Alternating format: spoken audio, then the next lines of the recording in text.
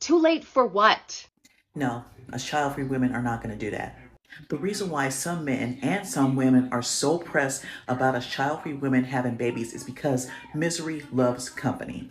There are a lot of men who are so used to seeing their mothers struggle and taking care of business that they're not used to seeing a woman out there enjoying her life and not being bothered. And that's a scary thought to them.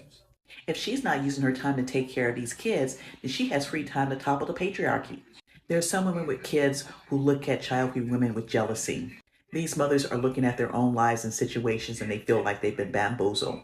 So they gaslight child-free women, telling them that you need kids to fulfill your life. You're not going to feel like a complete woman unless you have kids. Anything so that these child-free women can be miserable right along with them. If you really want to have kids, make sure it's your decision because all these people telling you that you need to have kids, they're not going to take care of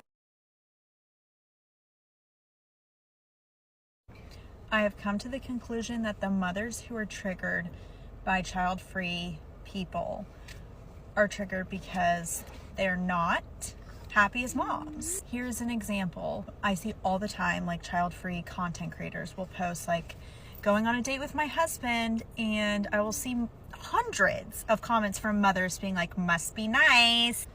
Listen, you as a mom are allowed to mourn your child-free life. You're allowed to mourn that freedom, even though I feel like if you have a supportive partner, you should be able to still have some of that. Point is, you're entitled to those feelings. What you're not entitled to do is try to inflict guilt on someone else because they didn't make the same choices as you and you're not happy.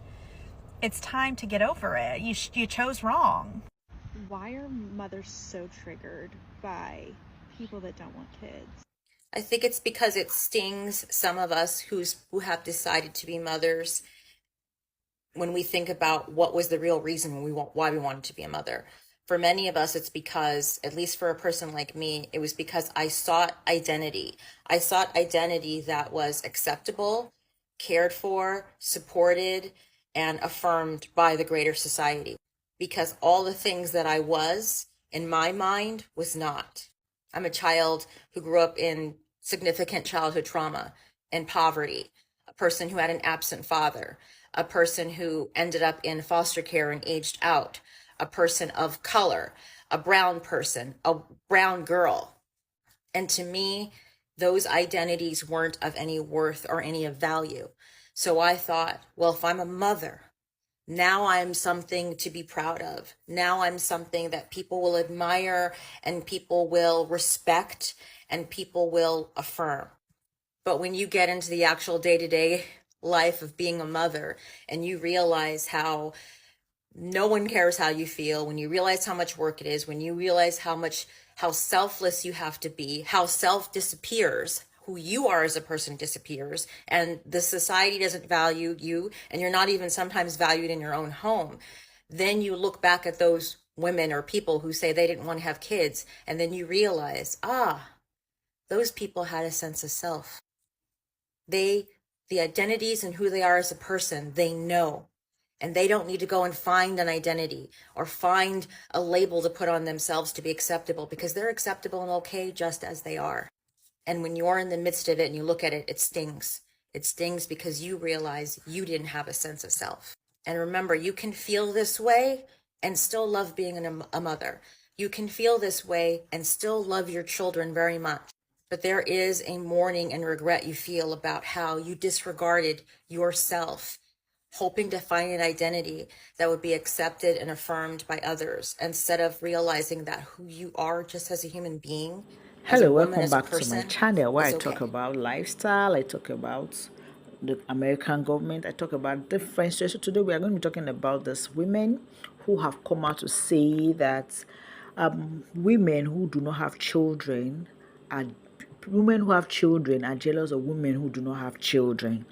That's just the simple short and long of this video.